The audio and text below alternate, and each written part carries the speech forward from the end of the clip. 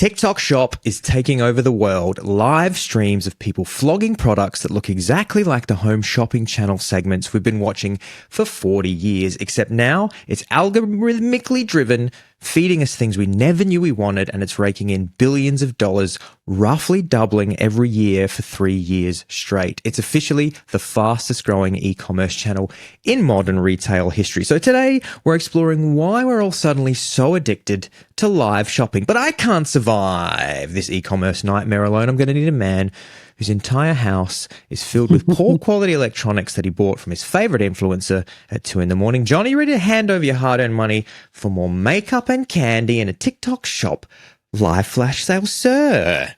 Yeah, although most of my house is filled with stuff I acquired in the old-fashioned home shopping network days. I've got steak knives and ab crunchers and That's so great. If your house is just completely filled with like boomer home shopping channel stuff. Danos and Demtel products from Australian 90s infomercial television. Yeah. I've got the steak knives, I've got the special orthopedic shoes, I've got the ab cruncher, I've got a CD collection. CD collection. Yeah, as I was preparing, one of the great things about this suggestion was that it gave me an opportunity to revisit some of those great late night memories when you wake up on the couch and you've fallen asleep, and there's maybe it's Renee Rivkin, Australian con artist / stock market enthusiast, or maybe it's Leonard Cohen, who was fleeced by his manager and had to sell mail order CD collections on late night television. Oh my God. Hallelujah. Hallelujah, I say to that. Exactly. He said, hallelujah, there's a home shopping solution to my financial problems. That's right. I wanted to do this because it's been getting more and more media attention, TikTok Shop, and people buying things from TikTok. And I'm occasionally on TikTok, and occasionally I end up in the live stream section of TikTok. And I remember a few years ago just stumbling across this. It went from watching, TikToks of people doing their TikTok things, just normal TikToks you're watching. Then suddenly it was somebody who was holding up a selection of products and encouraging their audience to buy them. And I was like, this is, what the fuck? This is the home shopping network, but like on TikTok. And I remember the first person that I saw doing it was a person who I think also was like a little bit down on their luck. And that also made me even more kind of interested in it, because a person who I had seen with like a normal TikTok channel was suddenly just like, you can buy, if you buy in the next 5 minutes, there's a really special discount on this phone, and just was holding up like cheap Android phones for the audience. Yeah. For the audience to buy. Yeah. And as I understand, sorry, I'm sure you'll get into this, but as I understand it, there are a couple of different ways to monetize things. I mean, there are different ways to monetize things on TikTok, but there are different ways to use TikTok Shop, and they range from that kind of, from like I might do a short reel where I'm doing parkour or something, and then I'll have in the links like a link to whatever I'm wearing that people might want to buy or something like that. And that's your more kind of like subtle version, right up to kind of me going, hey guys, I just wanted to tell you about this new vegetable grater that I've been using. And then, it's basically just a old-fashioned infomercial. And on both of those, TikTok Shop allows you, it's kind of essentially an app within the platform that allows you to buy things without leaving the platform or go to any third-party sites. Right. Okay. Correct.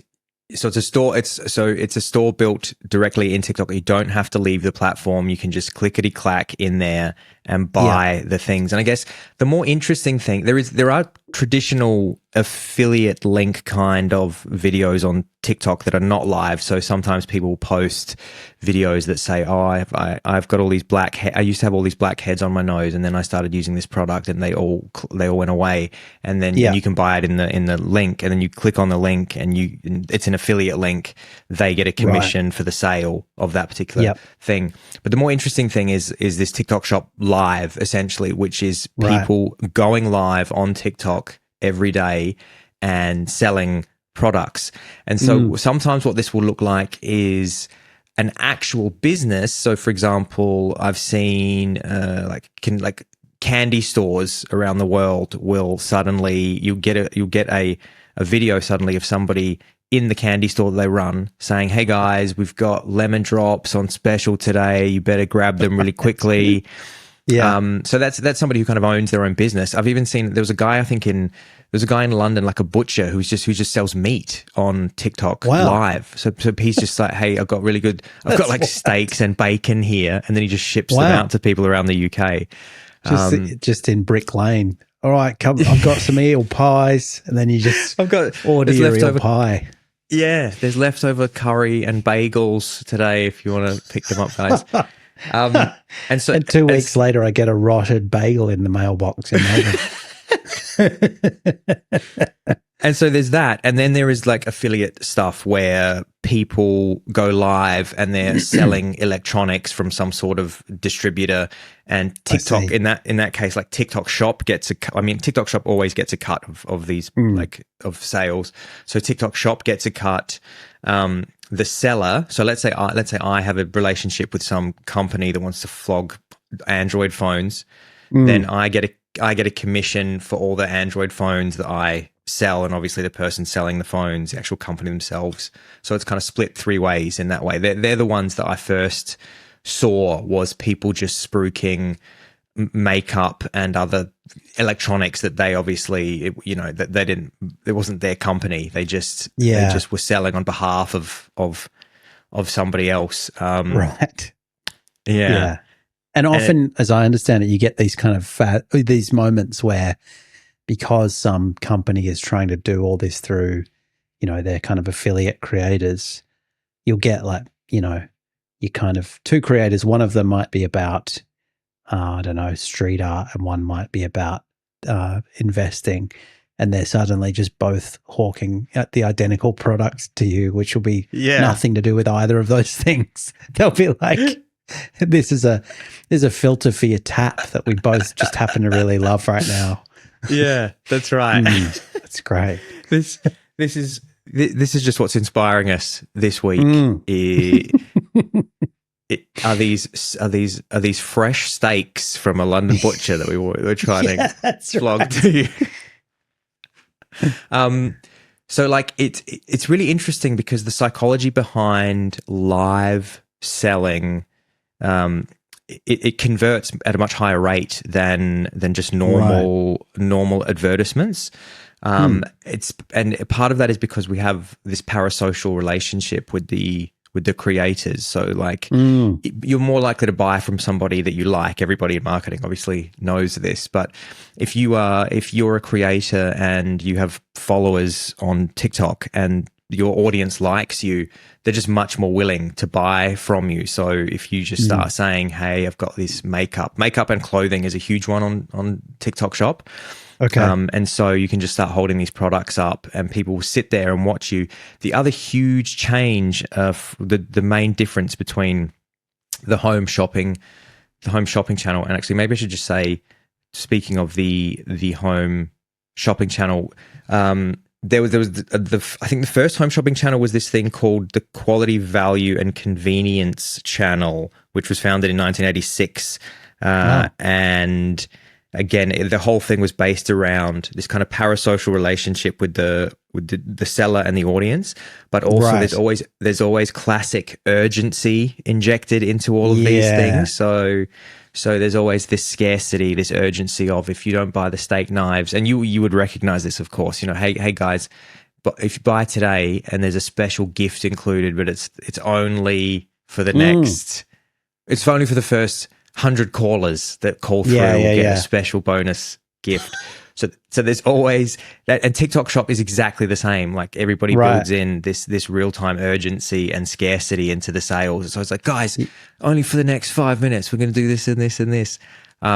So it's kind of it's very much mirrors that traditional home shopping channel kind of thing, except now the audience can interact with the seller, and this makes it even more enticing to people to buy, because you can actually, if you watch these TikTok lives, TikTok Shop Live, people ask questions about the products and ask the person to kind of hold them up or unbox them and stuff. Oh, right. And so you're able to get your questions answered about but it also deepens the parasocial kind of relationship, because you feel like you have a personal, the person is responding to you as they sell you the cassettes or the that's so interesting, because I guess it's building on a insight that home shopping already had, which was people don't just want to buy something. You know, in those days it would have been like, oh, you might buy something out of a catalog, but then you're like, oh, I want to see how it works. You know, I want to see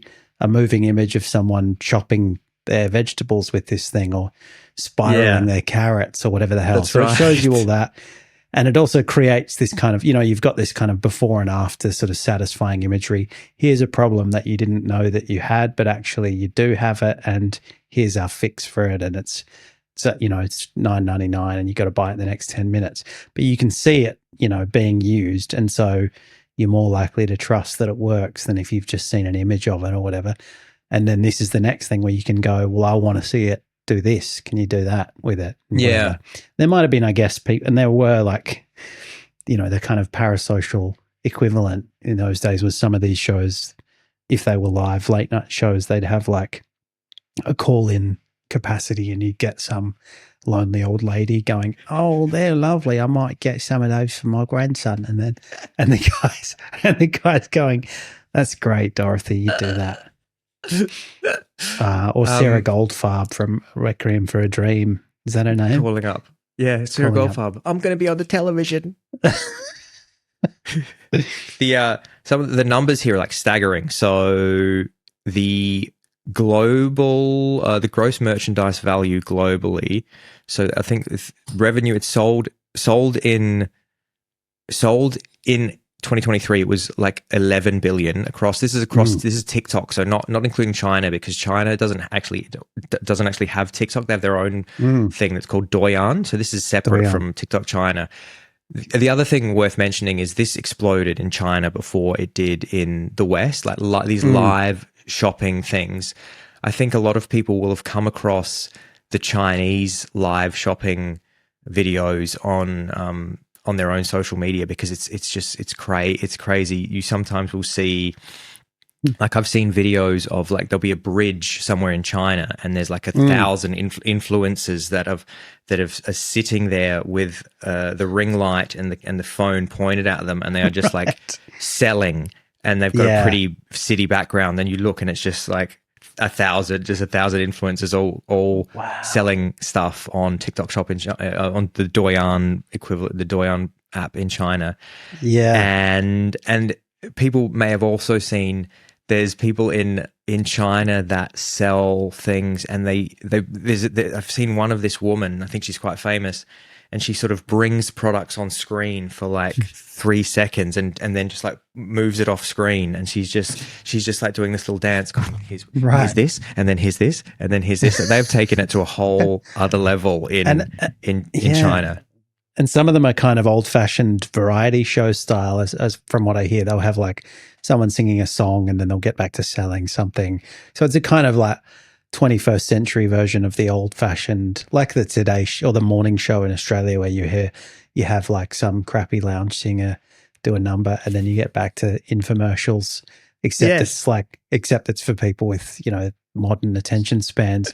But also apparently the star power is just insane. Like one of I read a Wired article which was talking about the growth in live streaming and how it makes up a much higher percentage of sales on Douyin than on TikTok so far, and they're trying to grow it aggressively, trying to kind of increase the share of revenue from live streaming in TikTok around the world outside China. But they said, like, you can't compete partly because it's like, it would be like having Taylor Swift, suddenly trying to sell you a steak knife or something.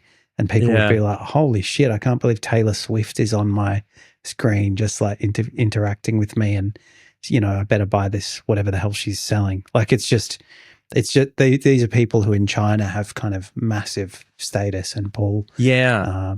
And so, whereas I guess we haven't quite got that, got to that level with TikTok Shop in other jurisdictions. Yeah, because you were saying that it's not in Australia yet. It's not in Australia at all, apparently, which I watched a few kind of angry TikTok influencers in Australia saying, when the hell are we going to get TikTok Shop in Australia? And I think in Canada too, it's not in Canada yet. So people are displeased about that. And that might be about Australia having slightly tighter e-commerce laws. I don't know whether they've had that problem. They had that problem in Indonesia apparently, because Indonesians were annoyed by the possibility that TikTok might be flooding the market with products that Indonesian suppliers didn't have, and then sort of outselling them.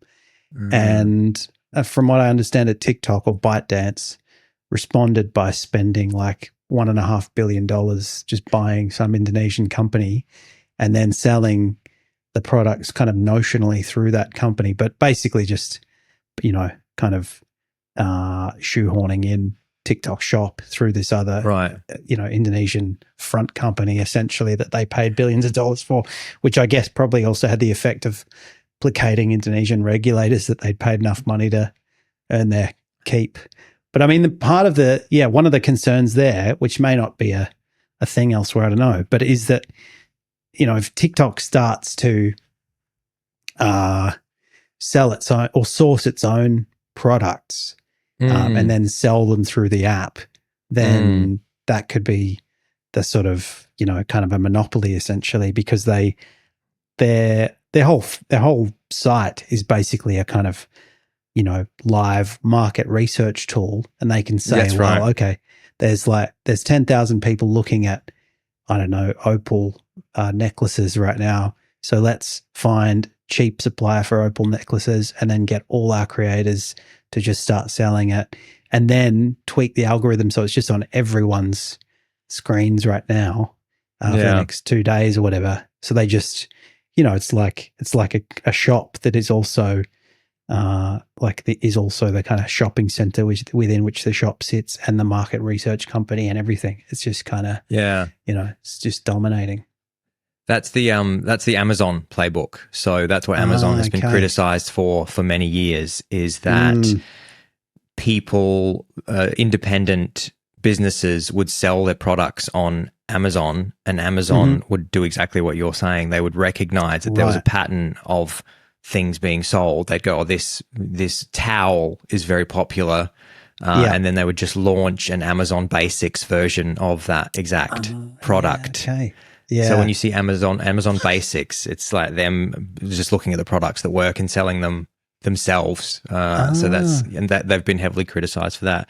The gross merchandise value trajectory, John, it was 11 billion in 2023, 33 billion in 2024, 66 billion in 2025, and it's 2026 projected to be 112 billion in 2026. I read somewhere that some analysts had predicted that TikTok Shop might be like 10% of all e-commerce in the US by 2028. That's crazy. Which is bananas, and roughly doubling every year for 3 years straight.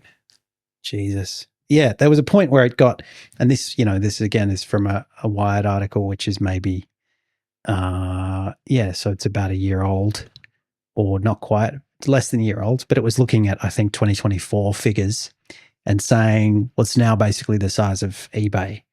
And eBay's been around for 30 years and TikTok Shop's been around for, 2 years, whatever. And at that point, and well, I think probably in some of these markets been around for like a year, but now it would be massively outselling eBay totally globally. which is just like, yeah. I mean, eBay actually just launched. eBay actually just launched in bullying people and having to pay massive compensation. That's our next episode. What an incredible working culture there must be at eBay.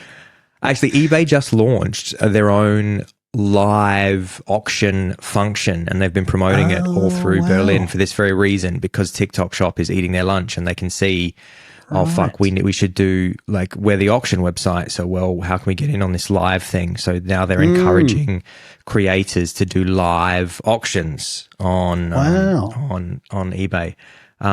There's been a lot of criticism of TikTok Shop, as you can imagine, because obviously this amount of like mindless consumerism is only accelerating with the acceleration of these kinds of platforms. And there's a hashtag which has become very popular, which is TikTok made me buy it. And this hashtag TikTok made me buy it. And essentially what this is referring to is the fact that the way that live shopping events, one of the advantages they have is that they put products in front of you that you would otherwise never buy. So it's a lot of this buying behavior is driven simply by the fact that you're seeing something on screen and there's a limited edition buy it now. So TikTok made me buy it is people who have just stumbled across some bullshit item on TikTok Shop Live that they never would have considered buying otherwise, and they see a person holding it up and saying, "Don't you want one of these?" and then the price looks too good to be true, and then they just buy it. They go, So I read an interview with a woman on the Guardian. The Guardian were interviewing her, and she just was like, "Yeah, I probably have a problem. I buy so much shit from TikTok Shop. I just watch it and I'm addicted and I just click buy." It's not just for unemployed people up at 2:00 in the morning anymore watching TV. Yeah, well, that's the other thing, isn't it? Now it's the home shopping channel, home shopping network in your pocket, and you can interact, and you can interact. You can interact with them. Do you think? I don't expect you've bought anything, like, because you don't have it in Australia, but do you think you would be susceptible to buying something from a live seller? Yeah, I do. I think to an extent, I've found that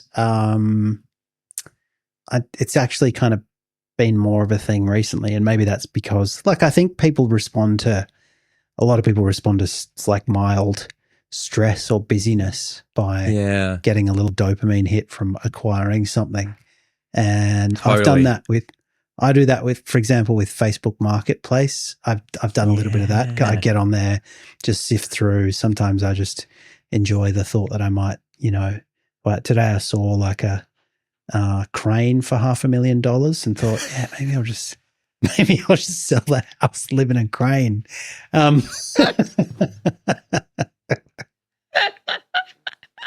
Every boy's dream. Exactly. Just terrorizing passers-by.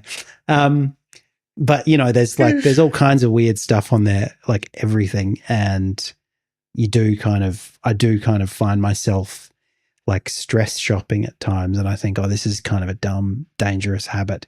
So I can see how people would get sucked into that, because you get the sort of double dopamine hit of scrolling, which you don't do really on Facebook Marketplace in the same way, and watching somebody like a content creator who you might like and interacting with them, which is also kind of pleasurable, and buying something which you don't really need, but you kind of go, fuck it, that'll be fun. I'll get the Ginsu knives, and then they show up at your house and they've started to rust already or whatever. But there you go. So I can see how I'm not above it. And also I think, like, I remember once on a previous episode you said, have you ever bought anything off Instagram? And I was like, no, that's absurd. And then of course I had. I just didn't really I just kind of had done it without realizing that's what I was doing somehow. Or just like, I don't know, you don't reflect on the fact that that's what you've done. You sort of think, oh no, I'm just buying this thing now, and then I'm back to scrolling. But it's insidious.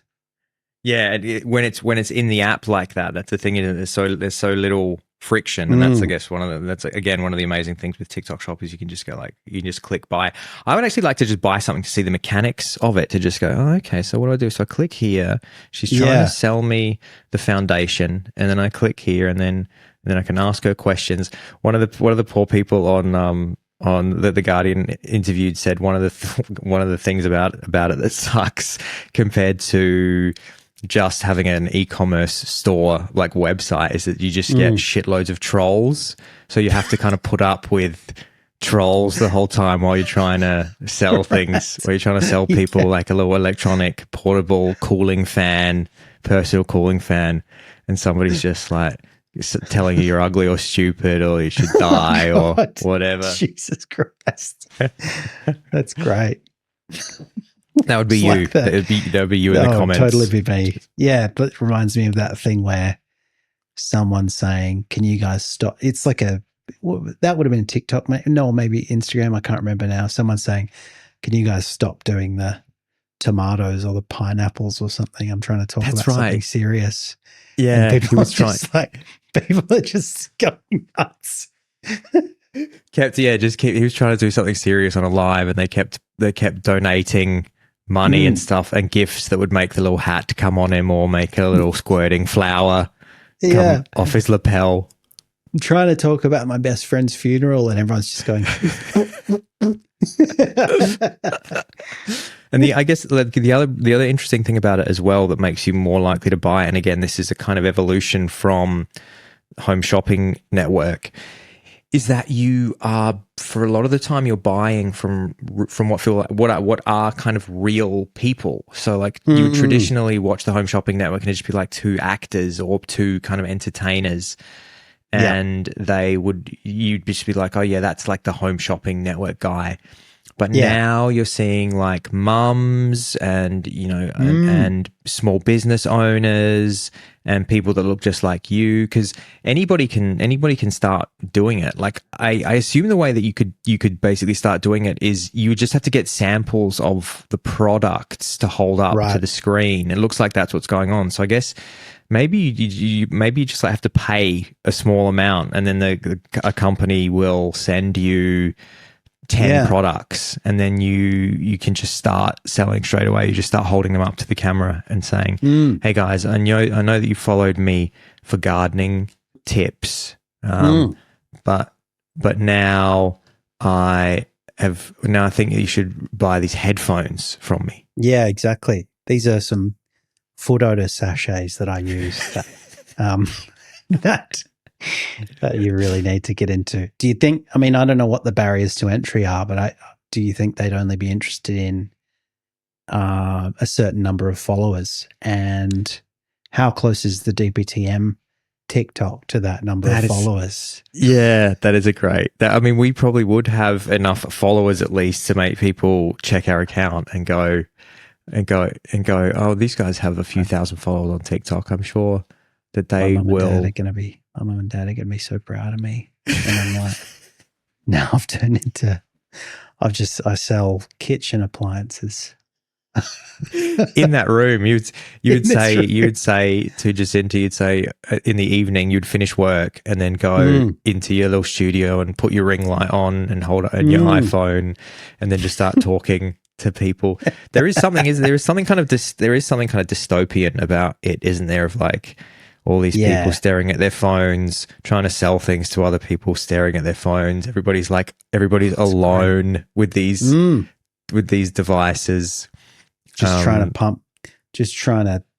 any way they can to get happy chemicals to flow through their brains, except interacting with people outside in reality. But it's true. And I don't know, there is something weird about, on the one hand, I guess it's kind of, it's no better to be sold something by a content creator who you like than Tim Shaw from Demtowel or whatever. But it does feel like this kind of, it's a direct monetization of the relationship that you feel and the respect that you feel you have for this person for non-commercial reasons. And then they're like, oh, actually, since you like me as a creator, why don't you buy this random thing that I have no interest in personally, but I'm going to pretend I do. And I've seen some people on Instagram, not to, this is kind of not the TikTok shop model, but it's not vastly different. It's very similar. So they, and they'll say, they'll have like a story up before they start posting, sponsored content where they say, listen, I know some of you don't love that I do sponsored content, but like it helps me to do this other fun stuff. And so, just get behind it. And if you want to, like I partner with products that I believe in and all that sort of shit. And so it's this kind of like, sorry, I've got to do this, but like, it's just a bit of a, this just before we get back to the fun stuff, do you just want to buy some stuff from me? And then we'll get back to horsing around with fun content that's got nothing to do with money. And then, it's this kind of like, then there's a series of stories where they're just like, I love this product and that product, and I'm going to this bar and that nightclub and blah, blah, blah. Yeah. And you're like, okay, thanks for the warning. I don't know. It's almost better to just be like, I'm just going to do this because, if you thought you were friends with me, incorrect. I'm just. Now buy this, you fucking idiot. Yeah, exactly. Buy this widget, you idiot. Yeah. I guess there's a slightly greater chance that we could be friends if you buy this from me. Maybe. Just try and see. Apparently, John, the psychology of this has a name. Researchers call it parasocial interaction. You feel like the host and you're scared of missing out on what everyone else seems to be grabbing.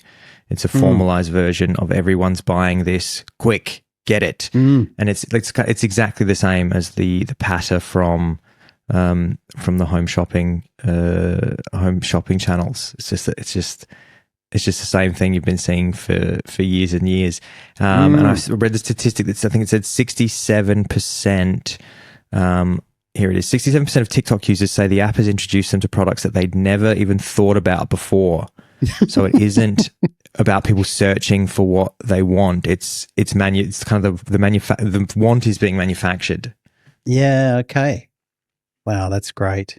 That's the oldest trick in the book too. Is like, if you weren't in this environment being sold to, it just wouldn't occur to you and then as soon as you get it, you're like, oh, suddenly I have an unmet need that I couldn't even conceive of, 10 minutes ago.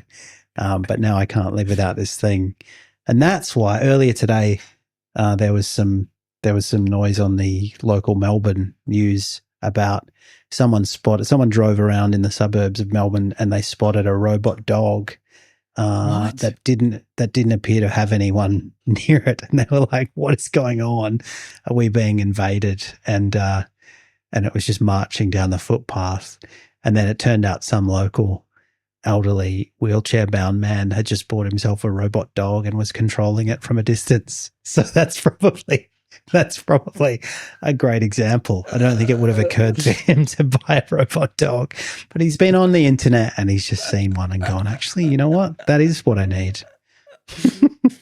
Fuck, that's hilarious. Just looking out the window and seeing, and I guess the thing is as well is like, you typically wouldn't complain about a robot dog unless unless the technology has reached a certain level of sophistication. Like if you saw a $10 children's plastic toy dog just plodding down the street, you just go, yeah, whatever. But if you suddenly see something quite sophisticated, you'd be terrified.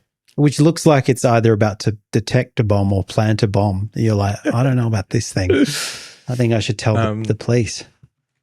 The other thing I read is this: it's TikTok Shop has become really lucrative for a lot of small businesses, and I read one seller saying that he would work all day in his normal shop, and then he would go home and do like an hour of TikTok Shop and make really significant sales. Wow. And they then often these companies then get actually more.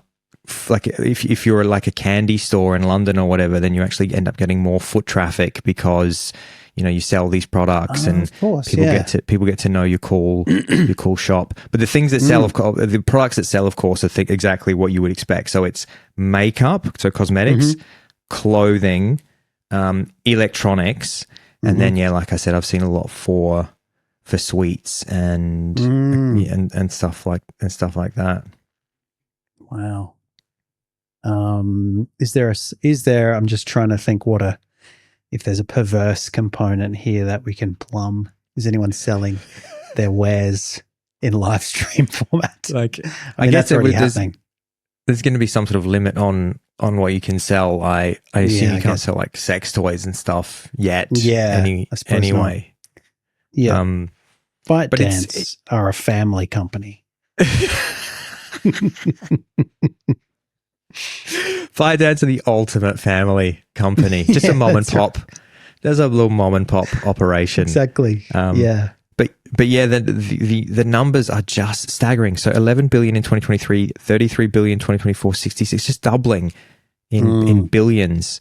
And it is interesting because it is also something that I myself do not do, but obviously like a lot of people are. I bought like a wallet, not from TikTok Shop Live, but I did buy something. I bought a wallet from TikTok once, and it is still my actual wallet, and it's quite good, which I was quite surprised by. I kind of bought it because it was like cheap, and I just wanted to see if something that I bought. This was a bit of an experiment. I just was like, if I just buy this thing on TikTok, does it really just turn up at my house? And it did, and it's my actual wallet. And I think it just came from China. So it took like 2 weeks to get here, and I totally forgot about it, and it was not particularly expensive. But I remember I don't think I've bought much, but I remember buying like a Hannibal Buress t-shirt off his because of something he was doing on Instagram. And it was a weird choice because I'm not like a big Hannibal Buress fan. I don't mind. I know him. The shirt. You bought it off Instagram. Yeah, but I quite liked the shirt. It was kind of memey, and I was like, yeah, it looks cool.